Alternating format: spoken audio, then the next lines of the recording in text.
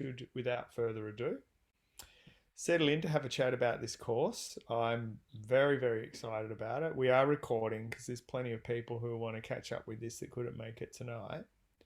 So I'll try to give a round um, explanation, really, of what it's about. But I wanted to start with why, because it's it's a funny time in the world. Ecotherapy is actually really taking off in North America and in Europe, and we're a touch behind in Australia. I think there's a huge amount of interest, and it's been fantastic to see a lot of interest for the course. But still, I don't know. It's just not in the cultural conversation as much yet. There's a lot of grassroots work happening around rewilding. I think in Australia and New Zealand, there's been a lot of work around wilderness, kind of almost adventure therapy, like really getting out there and being in nature. And of course, we're fantastic nature lovers and a real outdoors kind of culture traditionally.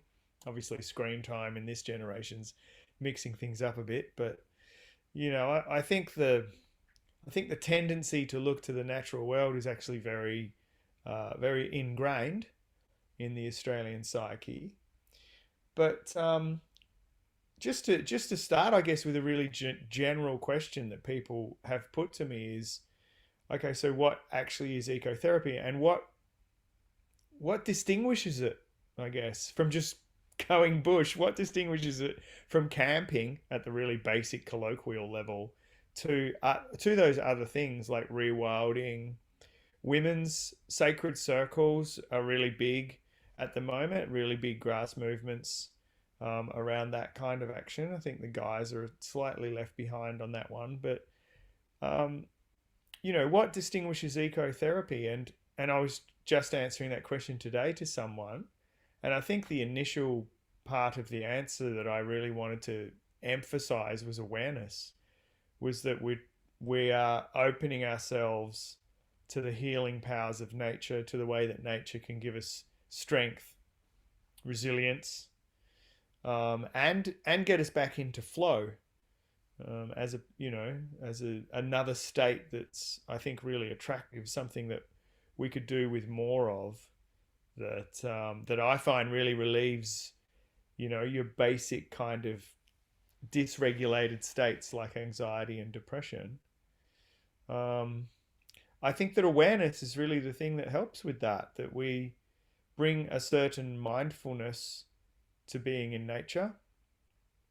You picture someone, on a bushwalk, just chatting away to the person that they're next to, and then getting to the campfire and putting on some a soundtrack to cook with and everything like that. It can be fun, but it's not therapeutic in the same way if you did that walk and really wanted to focus on being there and being in touch and really breathing in nature and really connecting with with what it has to offer. So I think that extra level is really huge. But as soon as I start speaking about mindfulness, I also really want to add in heart space and soul and spirit and a few other words that I wish we were just a lot more comfortable with in modern society, and things that I think we miss. I think a lot of people miss whether they know it or not. And that for people who aspire to offer something like ecotherapy are the kinds of people that recognize this, both in themselves, and recognize that it's something they can offer to others.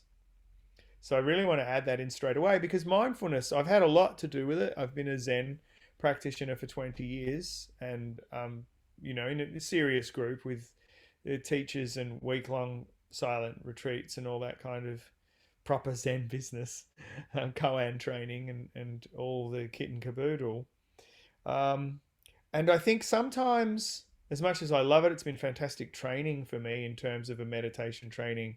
Sometimes it can be a little disembodied and it's all about the mental awareness. And I think that a good ecotherapy practice, as something, again, just to talk about the general need, I think, in society, as something that can just help us to regulate help us to reconnect.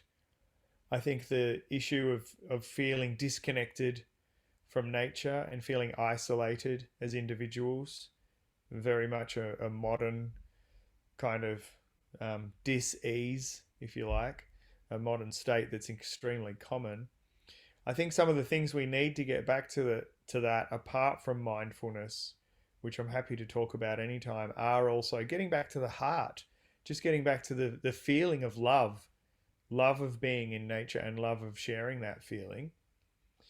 Um, and the soul, this is something, I mean, so there's quite a few people here who've had a bit to do with Metavision training. We talk about it a lot. I think it's something that's uh, really missing too much in modern culture, that we could do with rebalancing. So the soul being more the depths, the the sense we have of our unique value as a person. So not so much an individual as as an isolated person in a big sort of society that's devoted to capitalism and profit and self development. I think in quite individualistic ways, more of a communal feeling is something that we're looking for, but the sense of a self that's unique and connected. That's how soul works for me. It deepens down into who we truly are, as well as spirit, as something that I think connects us to to the greater force of all, that a lot of religious people are comfortable calling God. I'm comfortable with any language. It's all archetypes to me. It's just I call it the cosmic spirit of life, whatever it is, the great majestical mystery that brings everything into existence that we're lucky enough to be, flowing along with. I feel like ecotherapy can just do more.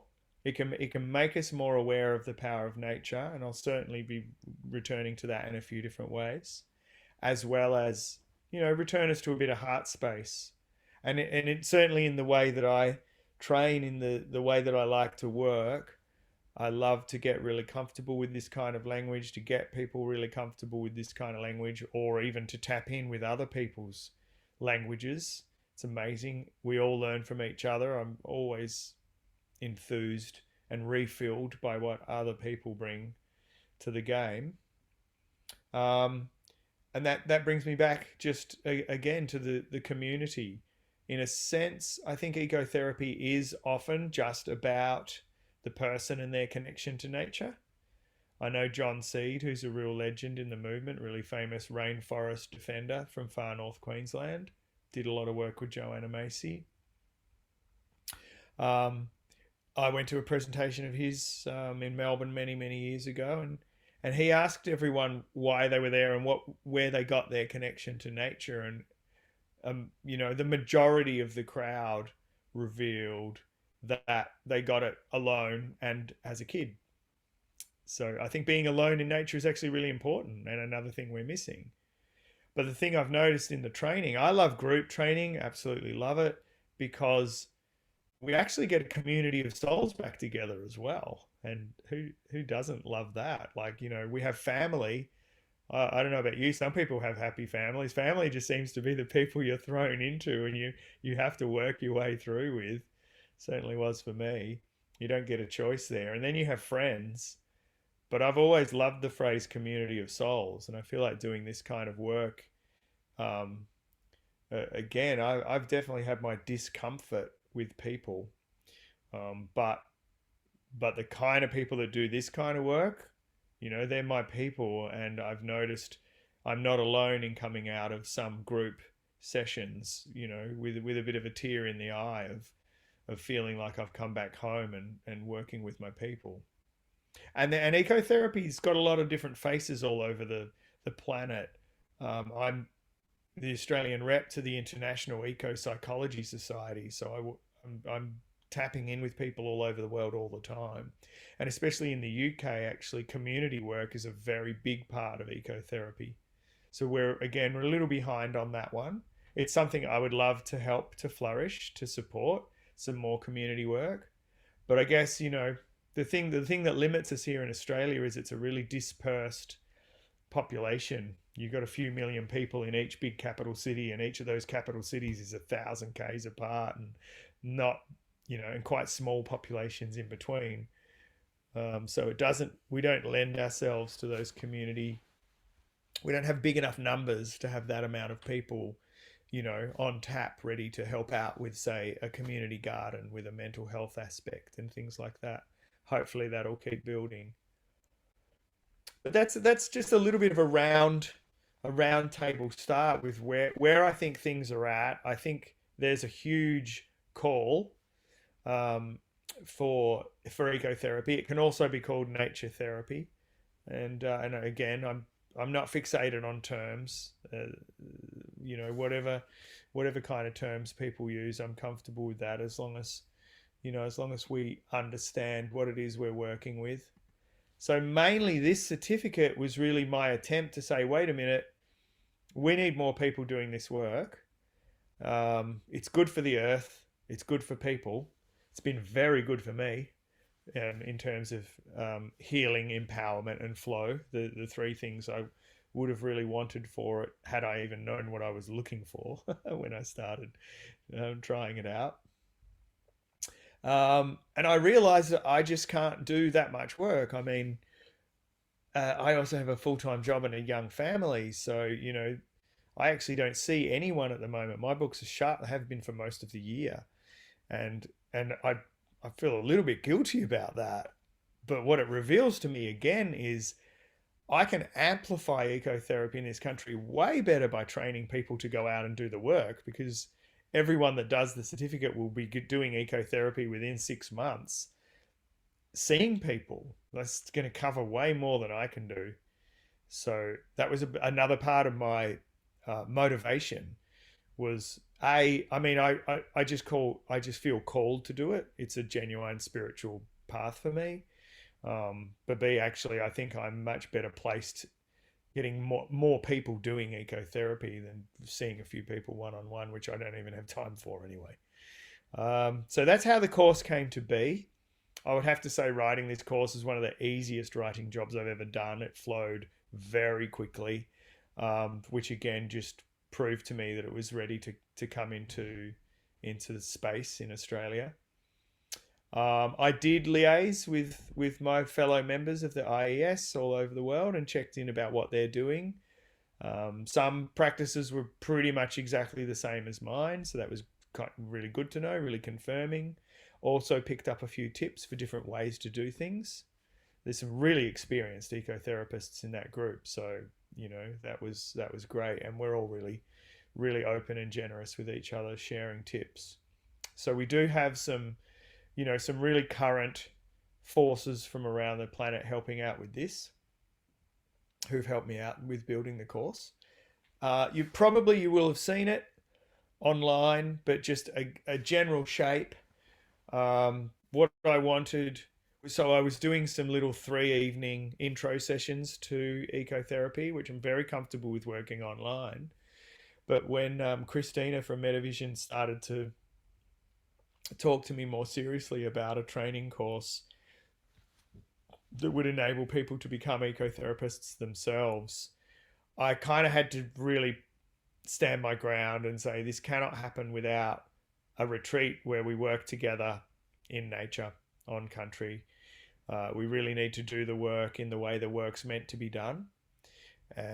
So we built it to be 6 months. I thought it needs to be substantial. It needs to cover a fair bit of time.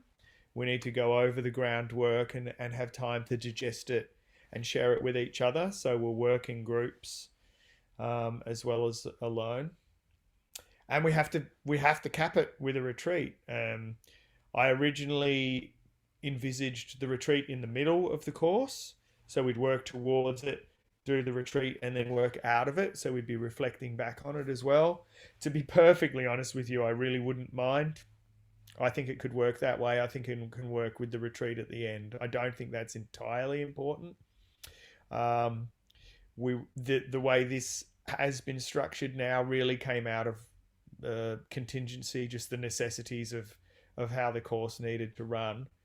What it does mean is that finishing with the retreat means I will offer another class that will be freely included, which will be an integration class after the retreat, because I think that's really important. I always offer that anyway.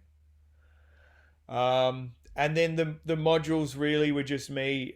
Again, it flowed very easily. It was just me having a look at it and thinking, what would be the six big things I would really want to cover, and how would I, how would I give them names and try to talk about them. So the first module. So then they became the modules. Welcome back to nature and welcome back to self is really partly that came out of my research into the history of civilization. That was sort of the PhD. I would subtitle "What Went Wrong."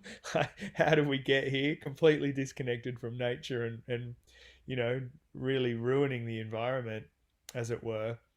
And, the short answer to that was, well, we disconnected from nature. We turned it into a set of resources and set up cities where we thought we could just, take over what we wanted from the planet, and really lost that connection.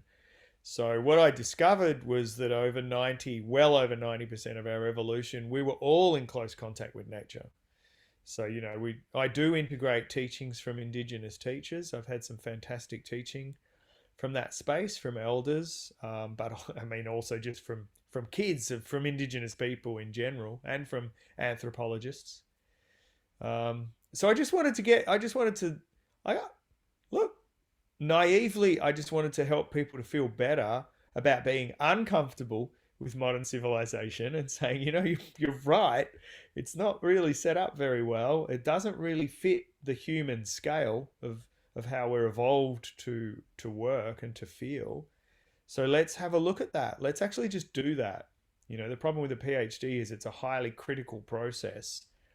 And that's actually why it's kind of taken me so long to come out of that and come back to the positive side of it and to say, well, I know what's wrong, but really what I'm more interested in is what can be right. How can we repair our relations to nature and get back to who we can be?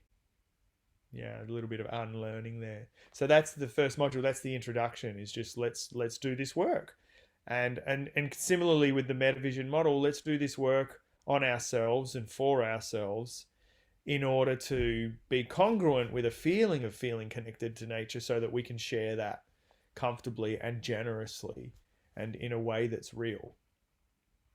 And then the second module was about ancestral wisdom. So then going from that initial idea of coming back home to belonging in nature to saying, okay, so what are the ancestral traditions we've missed out on? And so that will be partly informed by indigenous wisdoms, but also partly informed by getting back in touch with where we came from. So if, like me, you have European ancestral traditions, then up until a few thousand years ago, your ancestors and mine were forest dwellers. Europe was known as the Great Forest until it was colonized and cleared by the Romans mainly. And and we see that, we see echoes of that all over the planet. The Spanish in the 1500s, the English in the 1600s. The constant waves of colonization. What's back there behind them? So getting back to those original traditions, because what I found, my academic area was actually mythology. Originally, I love the myths, the great stories that connect us to the cosmos. But what I found, the deeper I got into them, I started reading primarily first myths, the ones that are written, the first written records, starting in Mesopotamia and Egypt.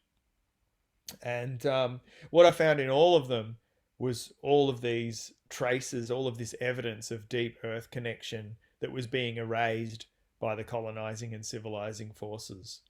So you've got that whole goddess spirituality aspect sort of being rubbed out by the patriarchal traditions. But ironically, in the erasures, in the early written records, you can see what they're talking about. And you take that all the way up to things like the witch burnings and so forth in the 1600s in Europe, and it's a similar kind of a thing. So getting back to them, what is it? What's that all about? What's paganism all about? Paganism just means living in nature and living in the countryside and being closely connected to nature. The ritual side of it is simply a way of life that people did to stay connected to nature and to say thanks for the seasons, and thanks for the bounty of nature. So we talk a bit about that kind of stuff, some gratitude practices and that kind of thing, ceremonies. Funnily enough, Friday morning I'm actually giving a spring equinox ceremony at my local yoga studio, just as a way again of talking to people about connecting back to nature. And then the third module, some of the really serious stuff. I've worked with traumatized kids for 6 years down here on the coast. So working with trauma, working with neuroplasticity, like how we can work around people who are traumatized. And there also we'll start to pick up things like, how does ecotherapy work with anxiety? How does it work with depression? Some more sort of specific, scientifically evidenced aspects. But the main thing there, and the first word in that module, is safety. How do we do this? How do we make people feel safe enough? So not so much. I mean, it does include safety in nature. Don't fall off a cliff. But more so, how do we make someone feel safe with us in nature, especially people who haven't been very well connected? How do we make them feel safe in nature so that they can really, really breathe that power in, really get comfortable with being in nature and get comfortable with us as a therapist? So that's why I actually divided this training up into a delivery for public, just for people who want ecotherapy, and then a delivery for practitioners who want to be ecotherapists. So you do need some counseling experience to do that, to be able to actually be a certified ecotherapist. I don't have time in this 6 months to do counseling skills training as well. So any questions about that, we'll come back to it, because there are levels. And even though I'm an academic and I'm very invested in things like accredited courses, and I'm a PACFA registered academic myself, I also recognize that there are people who are just really talented counselors. So we'll talk a little bit about what kind of experience is required for that. And then into the second half, module 4, depth psychology. So really that's kind of my background, the myths, the symbols, the Jung archetypes and collective unconscious and stuff like that. I think depth psychology is an awesome way to tap in. And if you go back through the tradition of the word psyche, as we know, is actually, it means soul, and it means breath. And even Freud actually meant that. He's in the German, it means soul as well. So in some ways, being translated into the English hasn't really helped the science of psychology. So we'll look at that, and what I've called that module's depth psychology and awakening, because I don't want to muck around. This is not an academic course. It's a training course for people to become ecotherapists. And as I'll keep on coming back to, yes, that's about healing for wounds. And as a person who survived a childhood of trauma, I'm very well attuned to the need for the healing of wounds. It's something I think is super important. But I also recognize that for some people, it will be about empowerment and resilience. It will be a little bit beyond, a bit different from the idea of healing. For some people, it's just about getting flow back. But really, as well, it's about awakening.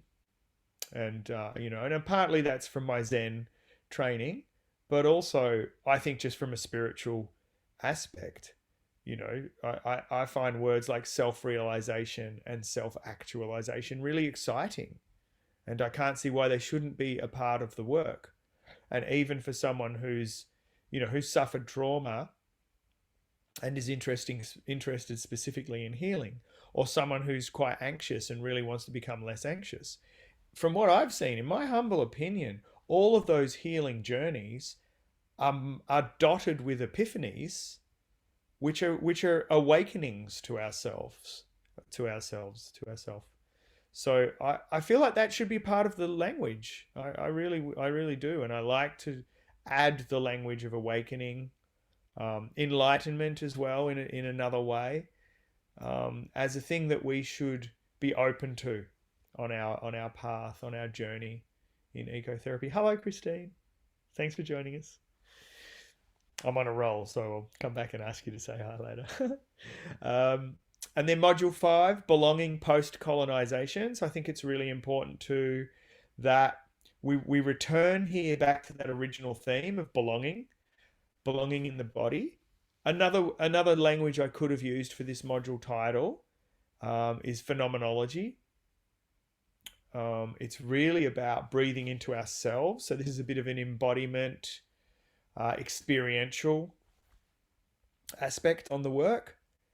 While I've learnt a great deal from Indigenous teachers, and I will draw upon them, especially the ones that have authorized me to talk about them and their stories, I think it's important for us too to just tap into ourselves. And one of the great teachings I got from an Indigenous person was, you've got to get your own stories back, you white fellas. You know, you can't just learn from Aboriginals. You need to get your own stories back. That's what you're missing, in your own wisdom traditions. And that really jolted me when I heard that. And that was a throwaway comment around a campfire.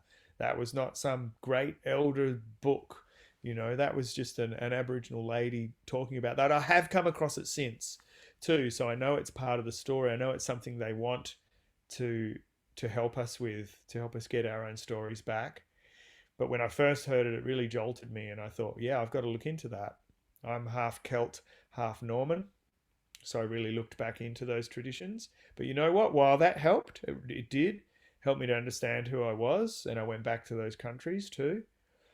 To be honest, a lot of it left me a bit cold. I actually felt pretty disconnected. You go back through the Norman, that's the Norse, that's the Nordic, that's the Vikings, and a lot of that stuff's pretty violent, and I just don't connect with it. And so I had to say to myself, well, I'm struggling to get my own story back here. Really, how am I going to get better at this?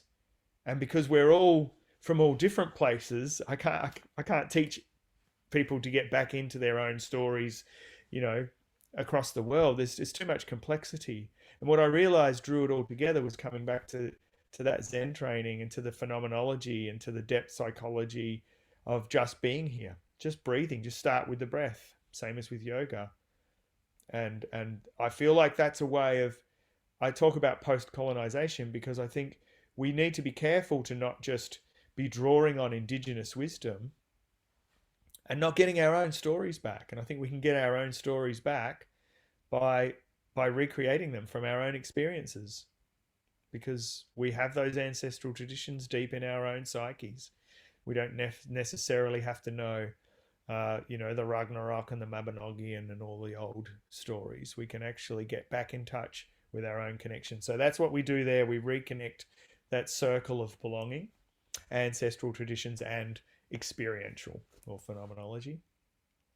And then module 6, looking at the different ways that people have done initiation ceremonies, practiced rites, and just other ways of celebrating being in touch and focusing attention. What I've learned from all my studies into ritual and magic and all of those kinds of traditions is ultimately they're just ways of focusing attention and opening up to the power of nature. And that's why a lot of them are actually really simple. So I love coming back to that. I love doing really simple ceremonies that are meaningful. It's all about container for me. So and Hayden will remember this quite recently up on that retreat we've just had in Healesville. We did a dawn ceremony. Oh, sorry, I'm saying that. I think you were at that one, Hayden. Yeah, did a dawn ceremony about reconnecting with the sun, and the actual practice is super simple. The trick is to get receptive, to use those awareness processes to be in nature and to be really there and not, checking the phone or thinking about the shopping list or whatever else. But coming back around anyway and discussing some of those things. What are the different ceremonies? What are the ways that we can practice that get us connected to nature? And I'm all about this. how do you integrate this into your everyday life? This is, I say this at the retreats. If you have a great retreat and go away and a week later it's faded and 2 weeks later nothing's changed, I have failed you. Honestly, we need to change the way we live. I aim to do that. Um, and so I talk a lot about too about how we can integrate little rituals and ceremonies into everyday life. Keep connected. And that's it. That's the six. That's the six modules, and then we do the retreat. So the retreat's basically bang on the seventh month. So we finish the sixth module in April. Um, so first Wednesday of the month is we talk about the theme, and then third Wednesday of the month we do practitioner training, and then the next couple of weeks after that will be in Noosa for the retreat. Anyone who comes along for the ride.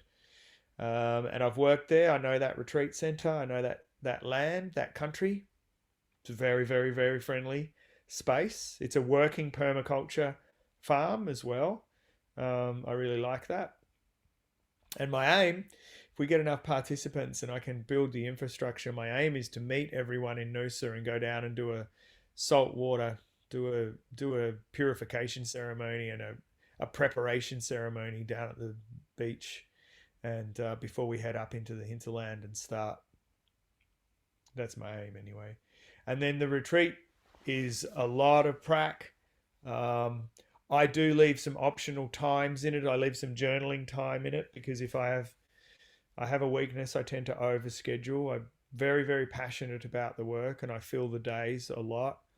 Um, I always aim to do at least one dawn sunrise ceremony, um, at least one evening session with some star stories if we can, if we get a clear night, bit of campfire action, and I've got a couple of other guided meditations that I feel like suit the evening best. I tend to start the retreats with a guided meditation I call the wavelength drop, which from my experience anyway has really helped people to take wherever they are at on their mental wavelength and really deepen it and get receptive as we start.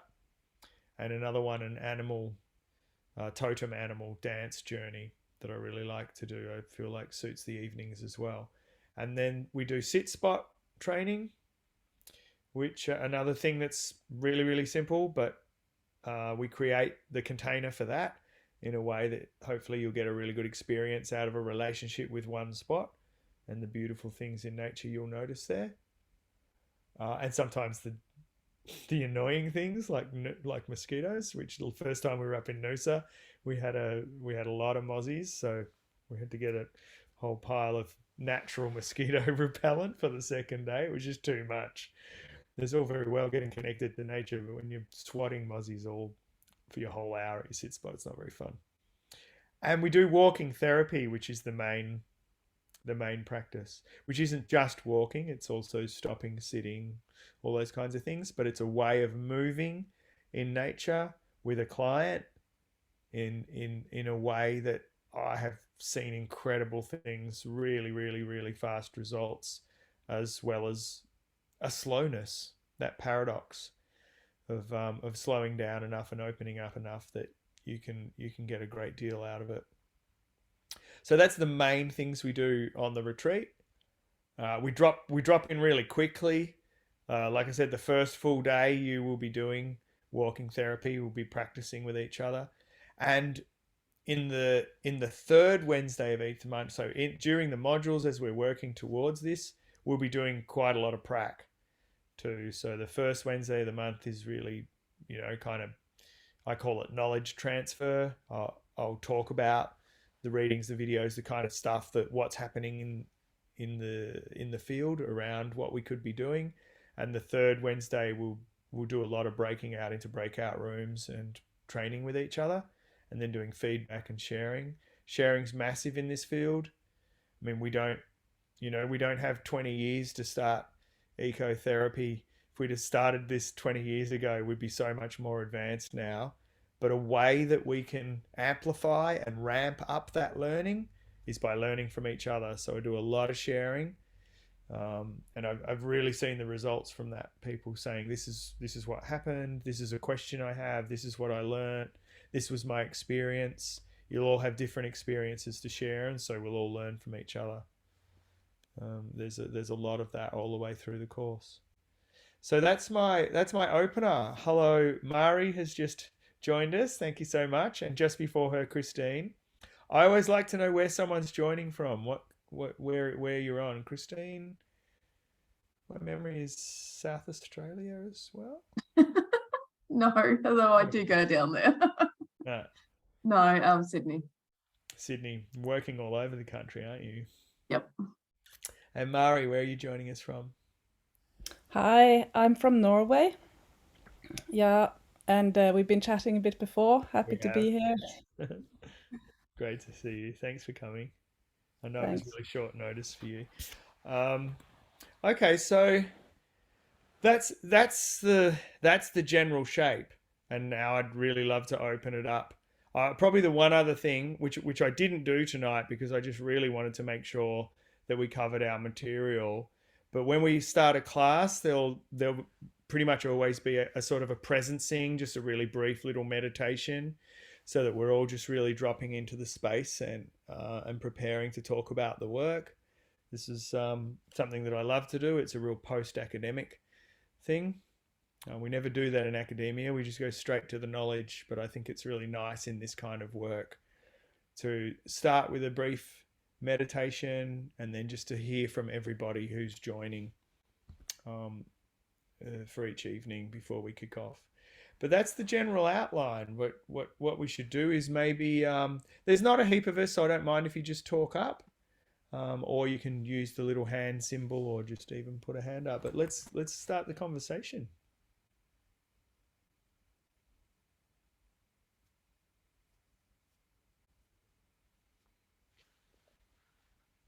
I'd like to start, if that's okay. Um, Great. I'm studying at the moment already, a degree, so I just wanted to know what kind of schedule it would be over the 6 months, what would be expected Nice. as a workload sort of thing, Yeah. really. Yeah. Yeah. Thanks, Sarah. Really good question. So the evening classes, I've set them for 2 hours. I have to admit, I've noticed I tend to go over. I like to think that's generous, but sometimes it's just because I can't help myself, and because people have so much richness to share. But so you're looking at least 2 hours twice a month for the classes. So 7 till 9, first and third Wednesday. That's at least Australian Eastern Standard Time. And then daylight savings time, actually. Oh, actually, it'll be daylight savings time by the time we start. Take note. But look, that third Wednesday, so the second class of each module is really quite a lot of prac, and that's what the course is really about. It's really about practical skills. So when I had a look at it, the amount of time I think would be good to allow each week would be 2 to 3 hours. I would love people to have that much time, um, because I will give you readings, and I've been going over and over and over this, and I've recognized that the really important stuff that's been published on ecotherapy actually comes in pretty short packages. So they're not like these huge book chapters. They're rarely academic papers, although I will also provide you with a pile of research, but that's more just for you to have in your toolkit. The readings themselves are pretty short, and the videos, and I'll supply you with some really great videos just from some people who I think are important and have said really good things. So probably an hour a week to check out the materials, or that would actually be more like maybe an hour a fortnight, because they'll only come out each fortnight. And then another hour a week to actually do the little practices. So I'm going to set practices. I'm going to give you the things that ecotherapists do and ask you to just do them, because I think it's all about doing the practice, and then journal, or there's quite a few art therapists interested in the course. either do a bit of journaling or an art therapy response. So that's about it. And then I'm also going to set you up with peers, with each other in the group, so that you can, if you want more, you can also do more practices together. And I think as far as more goes, to be perfectly honest, I could give you pretty much full time. There is so much material out there. So what I'm trying to do is just supply the absolute core, what I consider to be the essential pieces of work that have been done in ecotherapy, so that you're really well educated, so that you know your stuff by the time you're certified. But there's masses more. So what I'll do there is anyone that wants more, I'll offer that to them. But I reckon 2 or 3 hours a week is what you're going to want in an ongoing sense to be able to, you know, to be able to keep up and come back to each class going, yeah, I know where we're at. And Olga looks like pretty keen to come in on that one. Yeah. Yeah, just a quick clarification on the timings, Jeff. Are they different for people who are doing the practitioner versus the public training? So if you decided just to do the public, Yeah. is that one night a month or 2 nights a month? So the basically the way it breaks down, I needed to make it as sustainable and as compact as I possibly could. So the first Wednesday of every month is for everyone, public and practitioners. Mm-hmm. And that's where we just go over the theme.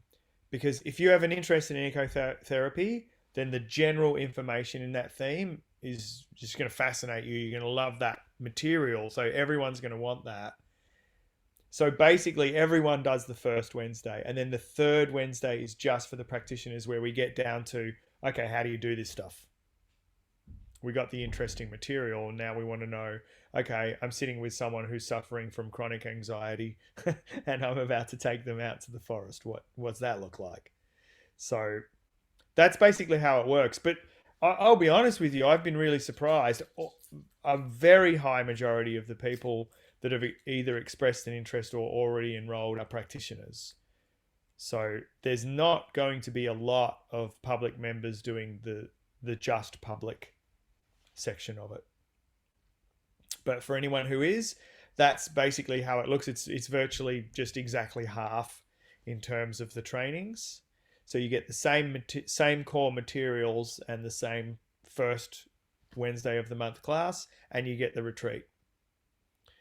So what you're missing is the third Wednesday, where we do the prac and the training to actually provide ecotherapy, and the assessments and feedback.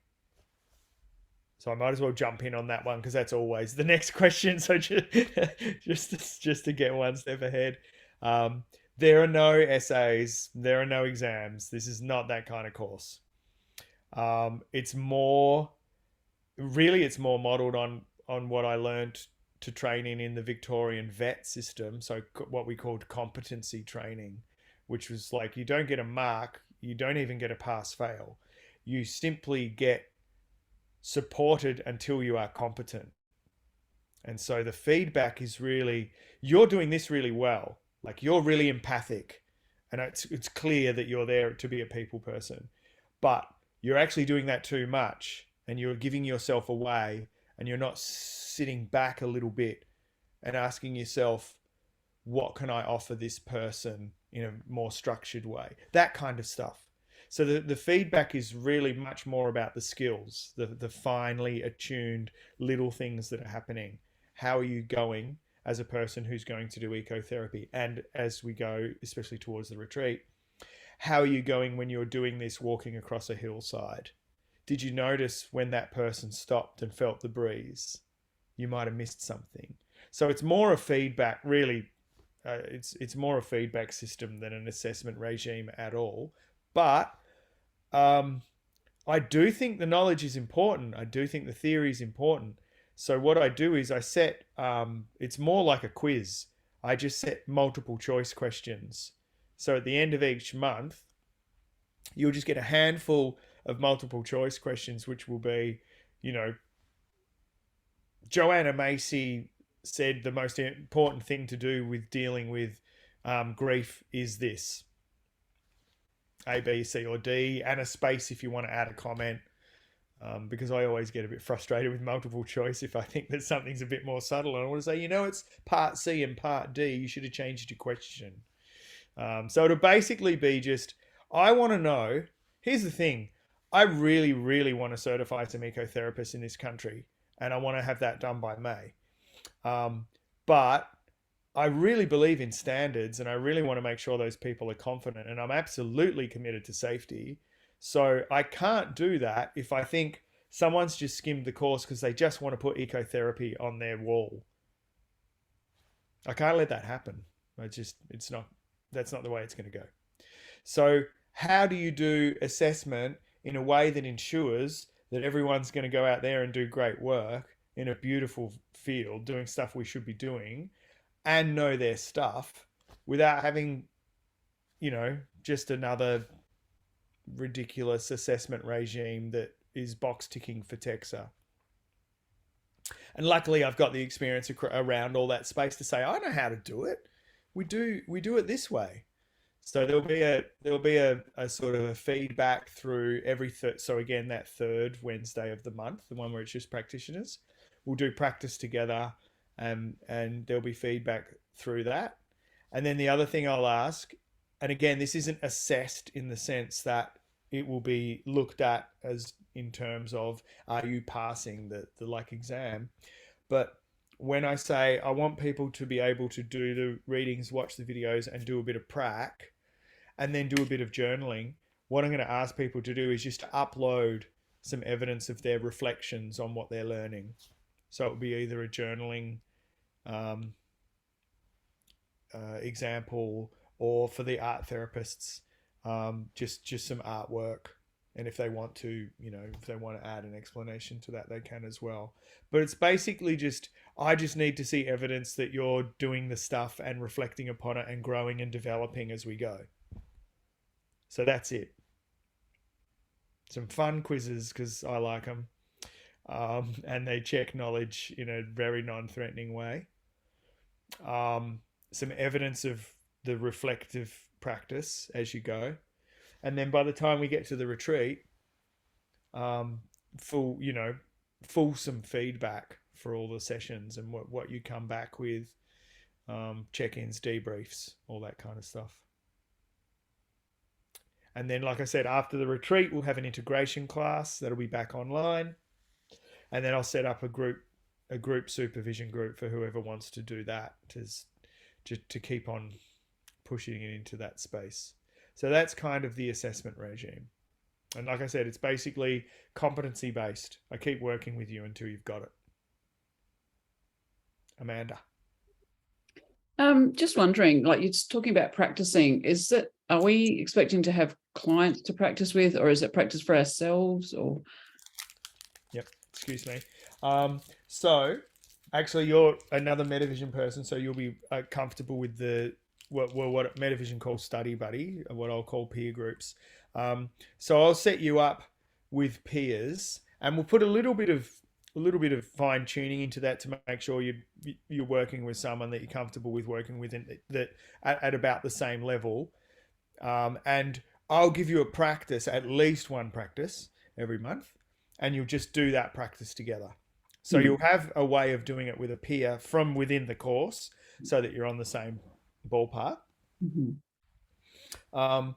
For some people, especially some of the Metavision people that have been talking to me, are actually interested in covering some placement hours doing this. That was going to be my next question. Yeah. And so I have come up with a model for that, which will be just the general thing about the non-client contact hours. That's easy to do. But for the client contact, what I propose to do is to help anyone that wants to do placement. I want to help them to get at least one client, either a paying client or just someone who's interested, the classic friend of a friend type thing. And to actually work with someone who's not in the training course. So I've started to work on that model and work out how that's going to work. Yeah, so that's placement. And the other question that often comes with that one, sorry, and I'm quite happy, Amanda, if I haven't answered you fulsomely yet, come back to it, but it just springs to mind. A lot of people ask, can I put down my PD hours? So especially if you're already registered with the ACA or with PACFA, if you're already a practitioner, you'll be doing ongoing professional development every year. And I have conversed with both the ACA and PACFA and worked out how many professional development hours or points, depending on which system you're using, you can put down. So you can use doing this course for some professional development hours as well as some placement hours if you want. Cool. The other thing I was going to say is, what if you're not someone who sort of goes bushwalking or does or knows how to camp or anything? Is this still something that's a good idea? Yeah, thank you. Yeah, cool. Please excuse me, I've got a throat here. I'm just a bit sore. I've been talking a lot today, and getting hay fever, so there's my excuses. But yeah, absolutely. At the end of the last Noosa retreat I ran, there was a really lovely guy there. And we were sitting in the hall. The teaching hall there has these massive glass windows looking straight out on this little rainforest patch. Incredible teaching space. And he was sitting there, and you could see him kind of getting thoughtful. And he said, Jeff, I actually just want to do this. I actually just want an office that looks out onto a garden like this. And it was just so perfect because, one of the original pieces of very well-researched evidence that really kicked ecotherapy in was the classic hospital. I just call it the classic hospital research, where they had people over many years, exactly the same surgery, completely random populations, one group in a rehabilitation ward facing the gardens and one group facing a brick wall. And on average, the people facing the gardens got out of hospital 2 days earlier. Like a huge, just incontrovertible evidence, absolutely randomized over years. So that's 100%, like just looking at nature. And I gave a presentation to an Indonesian group earlier this year. And these guys are living in massive cities, right? They're living on the 37th floor, surrounded by 15 other high-rise buildings. There's no nature there. They have to work hard to get to nature. And, so I was pretty easy on them. I'm like, well, I'm really sorry. I live surrounded by abundant nature. I feel for you. But you know what? There's no excuse. Put a cactus on your windowsill. Like, there's always a way. A. And B, breath. You wake up in the morning and the first thing you do is realize you're breathing. No, it's not. Why not? Because we're not aware of it. But it could be. It could be. The simplest possible every single day ecotherapy practice could, and I believe should be, that you wake up and go, oh yes, I'm breathing again. Another day. Another day. Thank you, breath. So you do not need to be competent in the bush. And in fact, as has been pointed out, and it was part of my training. In fact, it was part of my academic training that probably slowed me down a bit, probably held me back a little bit. It can be quite elitist to think that everyone can go bush, to expect that everyone's just comfortable going bush. So Charlotte, who's an ecotherapist I work with quite a bit, she tells a story about a young girl she was working with for ages who was actually really quite scared of nature. And so she worked with her very, very, very slowly. And we're talking months before she even could walk barefoot. And for me, walking barefoot's absolutely second nature. I'm just so comfortable. And I really do think it's really good and healthy, and I promote it. But most of what they did was just talk. So yeah, you do not need to be like some great bush camper. That's not what it's about. And most of the work, I reckon a great deal of the ecotherapy that's happening in the world right now is people in urban environments walking around parks. So we talk a bit about that, about the skills, about the confidentiality issues, of the fact that you're in public. And I've got to say, it's really helped me. I've worked in Melbourne and Sydney CBDs, and in both places I found a park and a tree, and some of that work's been pretty confronting, let me tell you, around trauma in the real world. And I have found going out and sitting under a tree for 10 minutes to be absolutely revitalizing. You don't need any skills for that except for openness and some awareness training. Yeah. Thank you. Yeah, no, my pleasure. I think it's really important.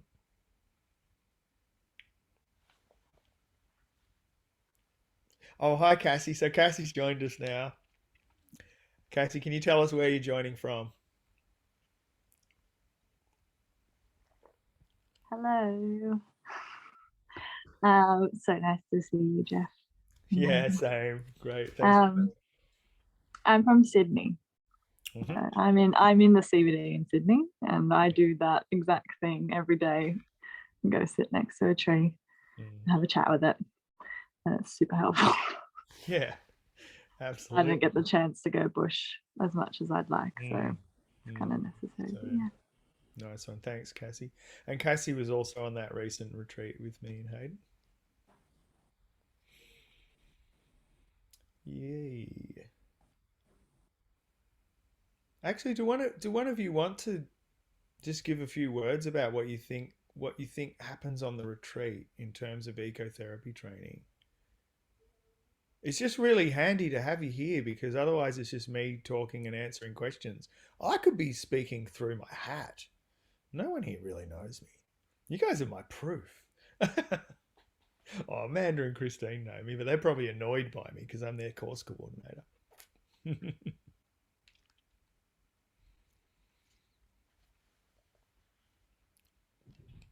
You want to go first, Hayden? Wow. Yeah, what can we expect? What was my experience? But yeah, it's obviously an honor to be held by Jeff in that space to begin with. Thank you. Yeah, just a lot of wisdom transferred through him, and I guess his lineage as well as Charlotte.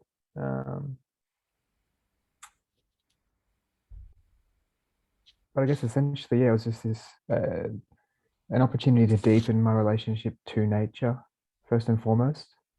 And having that held and cultivated within the group environment and within Jeff and Charlotte really allowed this depth to emerge within me, my relationship to myself, my relationship to nature, and then sort of bringing forth that experience into a therapeutic sense, both as a client and a therapist,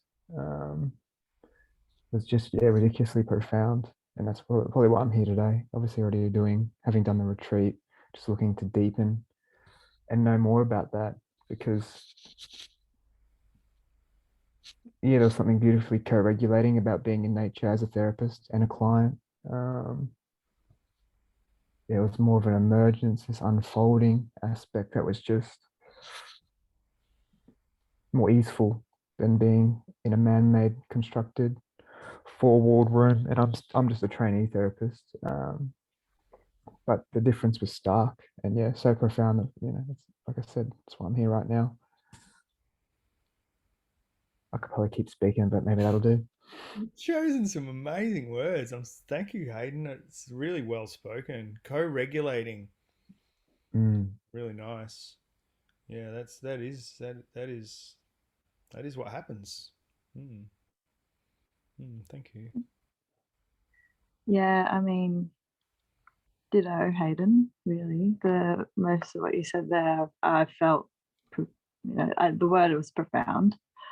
For me, I'm also just not just a training therapist, I'm a training therapist, but in the last maybe year, I've just noticed that I hadn't really found my mentors, and nothing felt right in the therapeutic space for me until this retreat. And I highly connected with Jeff, highly connected with Charlotte. I think with this field, there are a few retreats and things that might not be fully grounded in evidence and science and how we can move forward with that. And I felt like this was a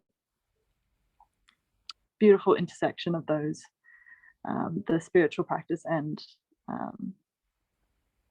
science-based evidence, if that makes sense. I feel like that's super important, that we can't just be wishy-washy with this work. It's really got to be grounded in something. Yeah, And yeah, I loved it. It's changed me. Thanks, Cassie. No, Thank I'm you. glad you said that. It's true. I think it's such a rich intersection. And I know I tell that story sometimes about in the early 90s, I got right into everything New Age. I did everything, the shamanism workshops and everything that was happening. And I was just really champing at the bit intellectually too. So I'd be asking all these questions and where did this come from? And people just didn't answer them very well. Often I got quite quite disappointed by the new age quite quickly, because they didn't seem to appreciate that you're allowed to have good questions and be critical and think things through and look for evidence. Everyone just wanted you to buy the woo-woo. And I was like, man, I'm not here to buy woo-woo. I'm here to do the thing, the real thing. I need to trust you on this. So I spent a lot of time building that cred, to be perfectly honest. I just needed to. I didn't feel like it was good to be teaching until you had that background.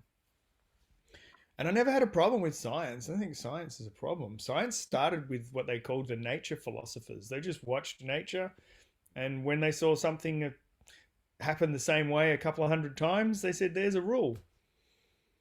Water boils at 100 degrees, it freezes at 0. It just doesn't care what you think. That's what happens.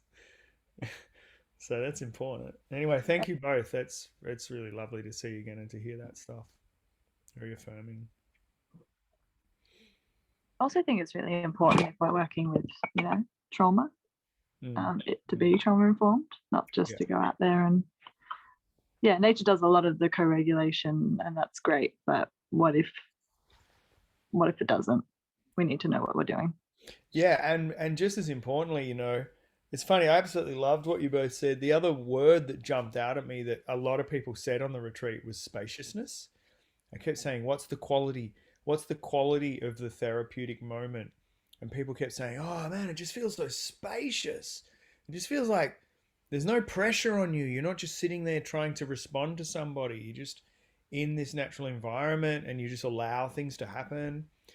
And I really appreciated that. I just felt like that came back a lot. And so it was a theme I was picking up on anyway.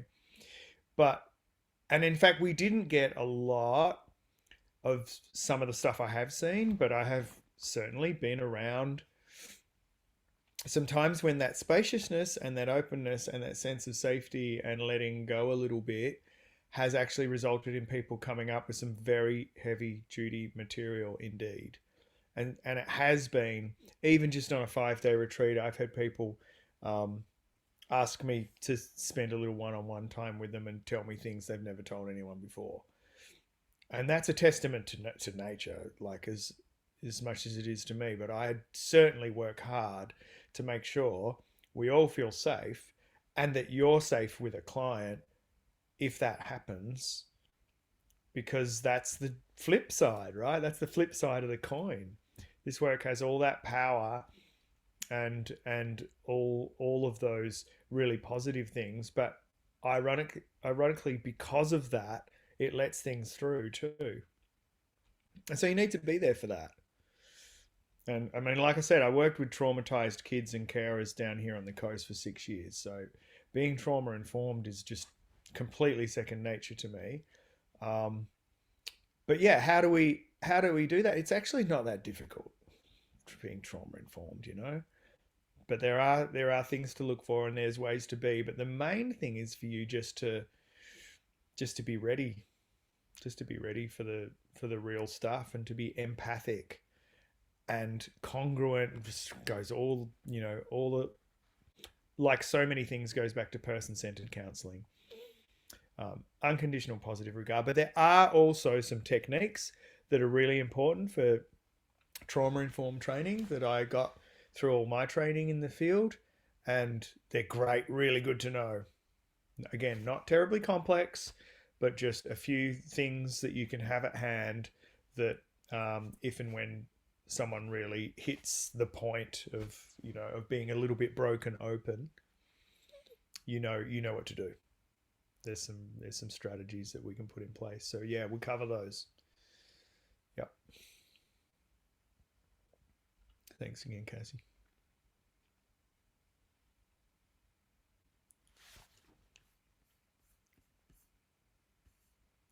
Little quick look at, so I went over the modules, and feel free at any time. Now I'm just looking at what else we talked about offering. Oh yeah, so sacred space. I think again, I would love people to be more comfortable with that kind of language. I talk about the temenos, which is a word that Jung made famous, the sacred space. I looked into it a little bit further, because your problem with the Jungian stuff is everyone goes, oh, Jung said that, and that's it. Everyone goes, oh, awesome, Jung said it, so cool.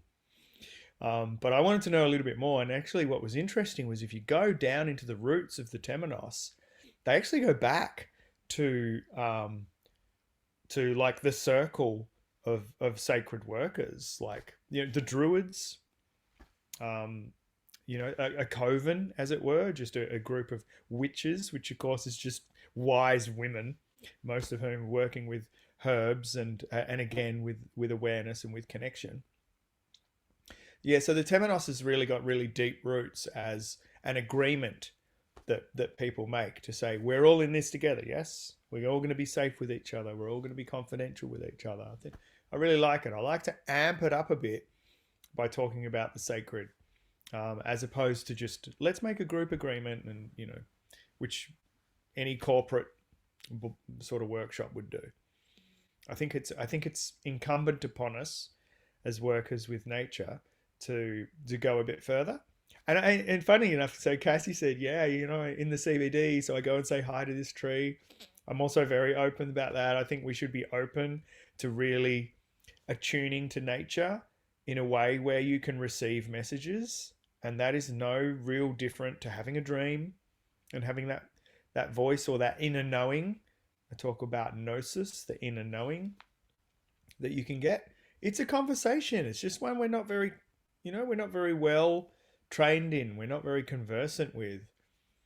But I have no problem at all with the idea of talking to my spots. I've got sit spots. I go and say hi to my spot. I always say thank you to my spot.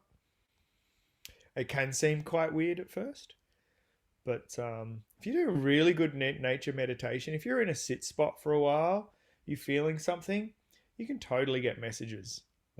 And why shouldn't we think of that as a conversation? It's a relationship. What else have we got there? Elemental connections. Yes, yes. Do it every day. Endless possibility. Oh, I really like guided meditations. You will get them. I love them. I love giving them. I really enjoy it. I'm setting up well, okay. To be honest, I started setting up a YouTube channel several years ago, and then characteristically did absolutely nothing about it. So I'm getting back to that, and I'm going to set up, as a part of that, I'll set up like a private section as well, where I'll put some of the tools so I can upload those so that you can get access to them. Some of the guided meditations and practices and so forth. We'll probably just use Metavision's Moodle space for this, for me putting up the materials and things, because it's already there, so I might as well use it. But I'll set up some other trainings and so forth. So I actually think, look, it's funny, in Zen we don't do guided meditation. It's all very much about attunement and awakening to the moment. But while I find that really enlivening, I have always seen the huge value of a good guided meditation, that, you know, of having somebody take where you're at and lead you along a little journey until you're receptive to a certain state, that you know, of receptivity to nature, or whatever it might be, or to your totem, you know, learning from other animals and things like that. I like doing all that kind of stuff. So they'll be included. We'll do a guided meditation every first Wednesday. In practitioners additional training, some of this stuff's pretty much one-liner, like the differentiations between ecotherapy, eco-psychology, eco-psychotherapy. I've done a bit of work on all that defining stuff. We'll talk a bit about that. Safety, practical tips. So you can do, like Amanda said, I don't want to have to go out and be camping here to be an ecotherapist. You can also do it online. But like I said, I just don't think you can be a certified ecotherapist until you've done work in nature. But you can actually offer it online. So we'll talk a little bit about doing that. Walking therapy, real time. Oh. Yeah. And anyone who wants to, we can. I do a little bit of work on building little daily rituals, practices that, if you've got a few things you do, but you'd like to tune them up or find a way to concentrate on anything in particular. Always happy to work with that, helping people to build their practices. That's me done again. I will be joining from Norway, and here it will be winter and deep snow. So I'm wondering a bit how much that will restrict me in doing some of these exercises. Yeah. So how much? This is fantastic and fascinating to me, Mari, as an Aussie. How much can you get out? Like, is there whole periods where you just can't go out, or if you do go out, it's really rugged up and you're straight back into the car or whatever? Yeah, it's really Yeah. rugged up. Yeah. Of course, we go out and we go skiing, but it's hard in Norway to plan even in summer Yeah. whether to go out or not, because it's like the weather is so unstable compared to Australia. Okay. But in winter, it's not nice to be outside unless the sun is out. Yeah, understood. Okay, great. Yeah, so I would thank you so much for letting me know that, for one thing. The other thing is, of course, and it's a little bit of the elephant in the room, nature itself is a lot more unstable nowadays, and we're actually dealing with an ecosystem that is collapsing, or at least shifting super fast all around us. And here in Australia, we've had mega fires and then mega floods in the same place over a couple of years. So I'm very, very aware of the fact that we actually have to be careful about the times we go out. So we need to build that in. But the practices that I'll give people, they won't require you to be outside. Yeah. Okay. Yeah. That's not like, again, and it goes back to Amanda's question too. It's not like a rigorous outdoor skills type training. It's more about attunement. I love working with dreams. If anyone's also interested in it, my master's was actually on dreams and mythology, but also memory. Like I said about John Seed, he asks people, when did you first connect to nature? It's really important. So, yeah, if you're in a situation where there's like 6 feet of snow and it's minus 10 degrees outside, there's no way you're going out there unless you have to. There are also other ways of practicing. So this will be good. It'll be good for me to keep that in mind, to make sure when I give a practice, I'm not just saying here's the practice based on the weather where I live this week, but more, what can you do around this kind of practice that will help you to get the work and to be able to offer the work. So thank you. Yeah, that's really helpful. Yeah, because I was thinking many of the exercises could be, to go to a flower or find something that has fallen on the ground, and all of that will be just covered. So, Yeah. but that's good that we just have a conversation about it. Yeah, thanks heaps. Yeah, there'll be no flowers in midwinter that you can go and pick. Great. Thank you. Yeah, thanks, Mari.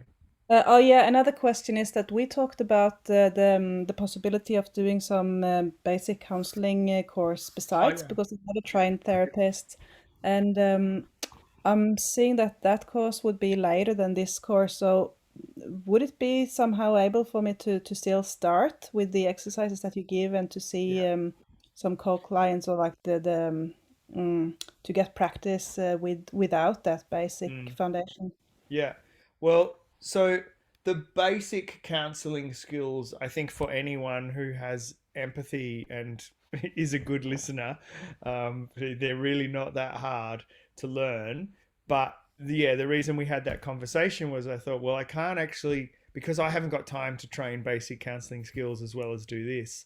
I can't certify someone to be an ecotherapist if they haven't got basic counseling skills. So there's just background for everyone else. Mari and I have just been having this conversation via email. So what I suggested was a really neat little counseling skills course that Metavision offers because they do it online. And you can do a 7-week course or a 6-month course, and there's basic skills. So what I would say in this very specific context would be, I'd need to know that you'd done some of those basic counseling skills trainings. And by the end, so the ecotherapy course finishes, so whatever it is, mid-May, by the time we finish the retreat. Well, and then an integration class a week later. If you were to do, as you say, the 6-month course wouldn't be finished yet, then I suppose I would be preferring to say, I'd like to give you the certification when you finish the counseling skills course as well, because I think that's necessary. Do you think the whole 6 month is necessary, or the 7 week is also sufficient? Because I'm also looking into some other trauma courses and stuff, and would maybe more want to do that than the counseling. Yeah, okay. Well, also you've talked about some of the other stuff you've done too, which was really closely aligned. So yeah, I think let's have that conversation. I think if you do the minimum of the 7-week course and you're doing other training in the space alongside what you've already done, then yeah, then that will probably cover it. Yeah. Because you will be doing counseling with us, with our group. It's just that it will be ecotherapeutic counseling. So it's a bit of a one-on-one, a one situation at a time context. It will be interesting. Like a couple of art therapists are really interesting who technically haven't studied counseling. And so I'm like, oh, okay, how's that going to work? That's really interesting. Actually, on the retreat, there were some art therapists, this one we've just done, but they have also studied counseling, so it didn't really come up. But it got me very excited about art therapy and ecotherapy working together. So it's such a new field in this country. I'm kind of constantly liaising with the people in Europe, mainly in Europe, but also North America, and saying, look, what do you do there? I don't want to be making this up as I go along. We need to not reinvent wheels. I need to know what the normal practices are and expectations. But again, as I said, I'm not sure if you were here either, Mari, back at the start, but I talked about competency based and just making sure people have counseling skills to go with the ecotherapy. So I'm confident we can work together on that and make sure that you're comfortable and I'm comfortable.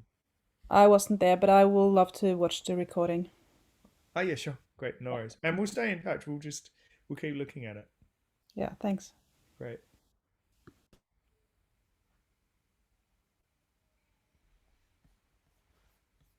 I mean, Olga, I know when you asked that question earlier, I wasn't sure. Were you thinking of joining as public and not practitioner, or you were just checking what the difference was? Both. Okay. Yes, I don't want to necessarily practice professionally. Yeah. But I'm really interested in, because I'm a qualified counsellor, and I work with energy. I'm really interested in doing, perhaps more interested in doing the deeper learning associated with the practitioner training, and to see where that goes, rather than saying I want to add it to my toolkit as a counsellor. Right. Gotcha. Because I'm not actually working as a counsellor. So yeah, that was the sort of the reasoning behind my question. Is it possible to to do the practitioner training without having to commit to going out and working in the field? Yeah, of course. Well, Mm. I mean, I had almost exactly this question from someone who's doing an art therapy degree at a mainstream university just the other day. And she actually ended up deciding just to do the public course because she actually said, look, to be perfectly honest, I'm going to be an art therapist. There's absolutely no doubt about it. I'm completely committed to it. I don't really need to offer ecotherapy and I don't intend to. I just really want to know what it's about and I want to know what it's about in a very informed way so that it becomes a part of how I do art therapy. Yeah. And Cool, so that's just do probably the very public similar to what I course. want. Yeah. Yeah. You know, if you're not going to offer ecotherapy, then the public course will give you a deep immersion. Right. And you get the bonus of if you come to the retreat, you get heaps of therapy. Anyway. Doesn't hurt. I was still up for it. No, never does. I actually had a session with on this last retreat with one of the trainee therapists there, and it was fantastic because there was an odd number for a session, and it was and it just happened like while Hayden was talking, I couldn't help but remember the magic. It's a word I'm very careful about using it because I think it gets very woo-woo very quickly. But the magic you see when you're working in nature, the synchronicities just constantly coming. So it sort of takes away the woo-woo for me and it reminds me that life is indeed magic, that the right thing will happen at the right time if you open to it and if you stay aware and you let it in. And you build some resilience too to deal with the different places that can take you to.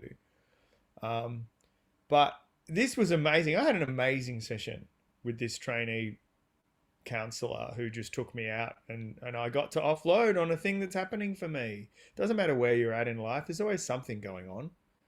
It was incredible and she was great and it really helped. So I don't need to sell to anyone here the idea that therapy's good, but this is very nice for me as well. Anyway, but sure. Yeah. The public course, like I said, I would have thought it would have been more popular, just people that just wanted to, oh, thanks, dear, that just wanted to come along and just immerse in it. So doing the practitioner side gives you, does it deepen the public? I think it can't you're help offering but from deepen. a public perspective. Yeah, I think it can't help but deepen it because we do the prac. This is that's the difference. That's the difference. The difference is the doing. So everyone will do the same exercise out of the first Wednesday. Yeah. Yeah. It could be as simple as close your eyes and open up your other senses. So if you can't go outside because there's too much snow, what can you hear? You know, can you get a quiet enough space to actually hear the wind and stuff like that? Like just tuning into other senses. It could be as simple as that. That would be a very simple one, but just for example. But then in the third Wednesday, in the practitioner training, it'll be more like, okay, I want you to do that and to lead someone else to doing that and to be ready to debrief them and to ask them how it worked and to see where it goes and to be ready for the metaphors. What story comes with it? What association comes with it? Yeah, would be better. Yeah. I ain't no salesman. I just try to talk about what things are and then let people make decisions. But I can't see how it wouldn't deepen the work because, you know, it's like they say, if you want to really learn something, teach it. It just pushes you further.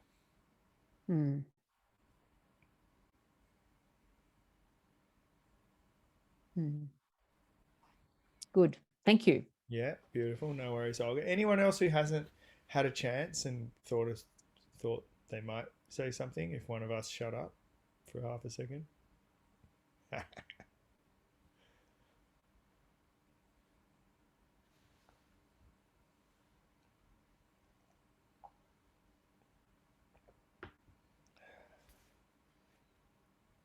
Oh, there we go. Amanda got in. I was waiting in case anyone else wanted. Now, I'm just wondering, you talk about certification. What does that mean in practical terms? Yeah. So I'm not going to get this course accredited. This is not going to become an accredited course. I'm not really that interested.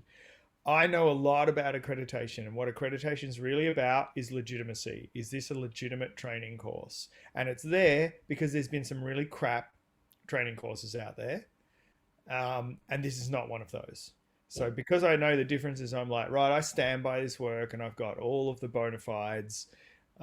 You know, I don't really need to go down that path. So the advantage of an accredited course, of course, is how it looks to the public, because it does confer legitimacy. So it should, because of all the checks and balances. But what have I got? So the International Eco-Psychology, thanks, John. International Eco-Psychology Society have authorized the training. So you get that recognition. So you get the IAS badge on it. And that's pretty big. So that's an international standard. Metavision are, you know, more than comfortable with me delivering it. So they'll put their badge on it. I'm a pack for registered academic. So that will go on it, because that's why I did that. Thanks, Hayden. Good to see you. So those are the things that will confer legitimacy, if you like. I'd say the IES standard would be the highest one. Like, to get an international badge on it is no small thing. The fact that I'm a pack for registered academic definitely helps, and I have a doctorate. So all of that stuff goes with it, but I'm not going to go down the path of trying to get ACA accreditation or anything like that for it. So what it is it's the only certification course in the country for ecotherapy. Someone had to do it, and I reckon I'm pretty much the best placed person, so I thought it was about time it got done. So that would be the difference. Will there be an accredited ecotherapy course in this country? I would love to think so, but that would take another 2 years to get it up, and I don't feel like I have that time. I felt like it was more important to get the work out there at a standard that I'm comfortable with, and a standard that the IES are comfortable with, than to break my head against TEXA or PACFA or the ACA trying to get this up. I mean, it'd have to be a year-long course minimum anyway to get accredited. ACA have already recognised it as personal, what do they call it? Sorry, professional development. But I didn't want a year-long course, although, to be honest, it could easily, there's enough content for a year-long course. But, man, you know, then how long do things take? The core training is not, it's simple. It's supposed to be simple. It's about being trained to get back to being confident with this work. And that's why I like the practitioner training, because people are already doing counselling skills of some sort, or come with some sort of background in that area. So that also actually makes it a little easier. But that's basically my answer. My answer is it's the most legitimate ecotherapy training you'll get in this country. And there's not going to be anything else for I don't know how long. Yeah. And when it does come up, it'll probably be me. It'll just be because I've decided it's worth it and started working with a university to go through all those hoops. So I'm wondering about the accreditation you're talking about. Is it so that if I move to Australia because I have an Australian family, will I need to be accredited by someone to be able to offer counseling sessions? Or in Norway, I can offer it without any accreditation if someone wants to hire me, but how is it in Australia? Yeah, it's the same. And this is why I love being in the training, because wherever it is, so Metavision or Icon, there's also some universities doing some pretty good counseling training now too. I like being around that, and I like learning from it, and I like training in it. But yeah, technically in Australia, exactly the same. You wouldn't even have to do a weekend workshop or a diploma. You could just print a card and say, I'm a counsellor. There's no actual regulation. No one can stop you. But there's ethics, there's good business, you know, and there's just being responsible and being safe with people.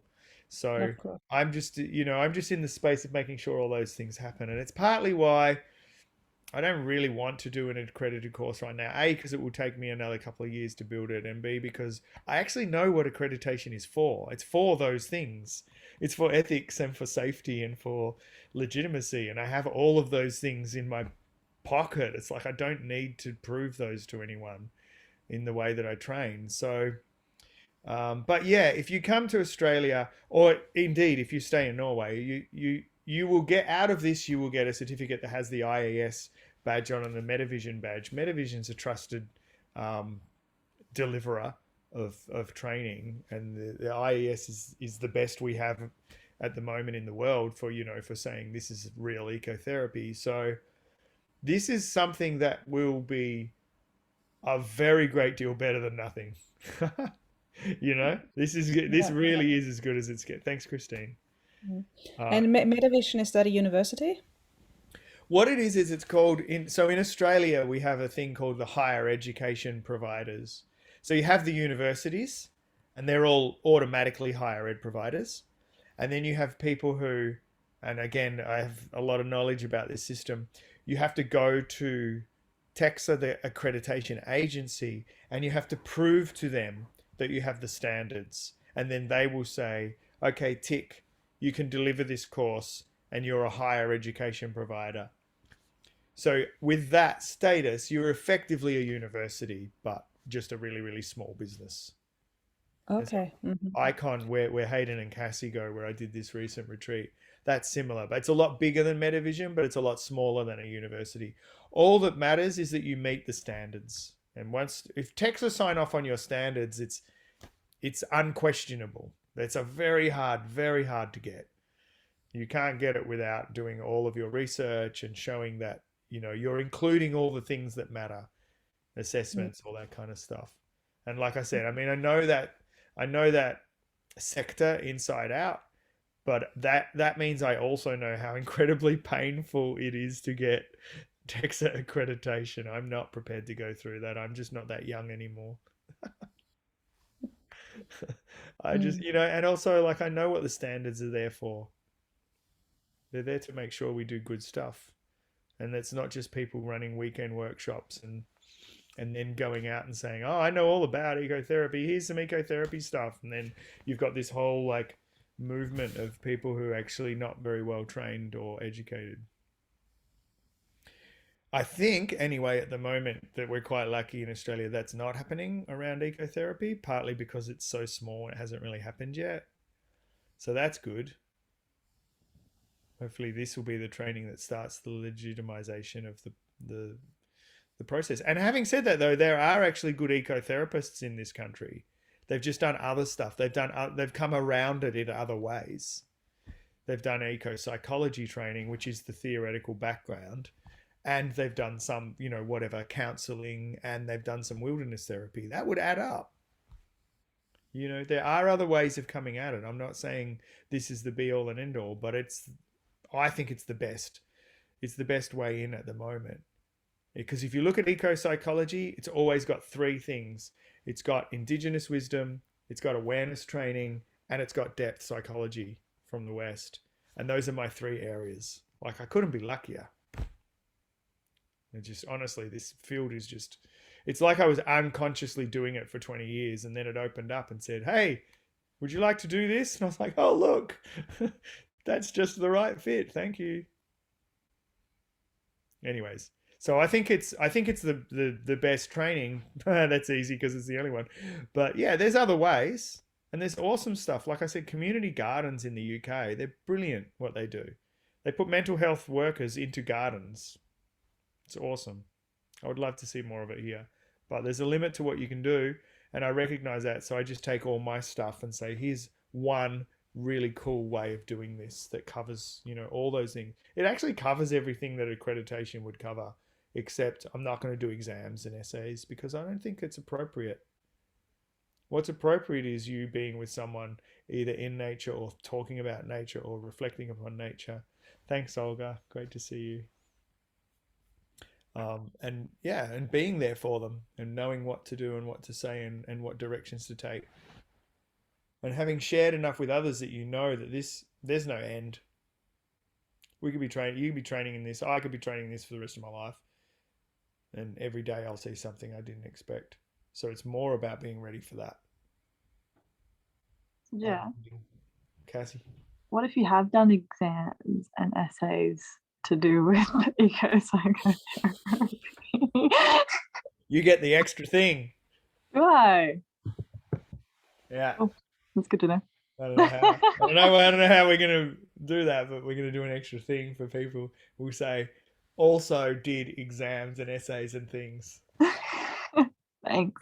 Add it to the certificate. I will not be putting you through that, but I'll be testing you every day. You know that. Always. No. I have a logistics question. Hmm? How much was the upfront payment that we have to do if we're doing the retreat? 2.5. 2.5. Yeah. And then after that can be put on a plan sort of thing. Plan. The way I figured it was the risk for me of running the retreat. You know, the online training's not really a risk because I just love doing this and I can sit online and talk to people about this stuff. It's, you know, like if I didn't get paid for it, I'd probably still do it. But the retreat is a rather large amount of money out of my pocket. I totally understand. I think that's very valid. And yep, just working my way through that. No. Yes, I'm hearing you and I know exactly what you're talking about. So yeah, it was basically I just had to say what is going to cover me, and then we can proceed. And it was to make sure that a certain amount of people put down 2.5, and then I'm safe, and we can run. Yeah. No, 100%. Yeah. But Locked and loaded. I know that can be hard. That's all right. It's worth it. That's why I'm here. So you all know it's worth it. You're made for this work, Cassie. You'll be great. I'm gonna head up, but it was nice speaking to you, and so nice to meet you all. Thanks for coming. Thanks for See you dropping. later. Bye. Jeff, thank you so much. I've got all the information I think I need as well to make a decision. So you'll be hearing from me. So thanks so much. Yeah, no worries. And I should say too, any questions, fire them off. Yeah, sounds good. Thanks so much. Yes, Sarah. Have a good night. Bye. Yeah. Any questions that go to Metavision end up with me one way or the other. So if you got my email address, just send them to admin@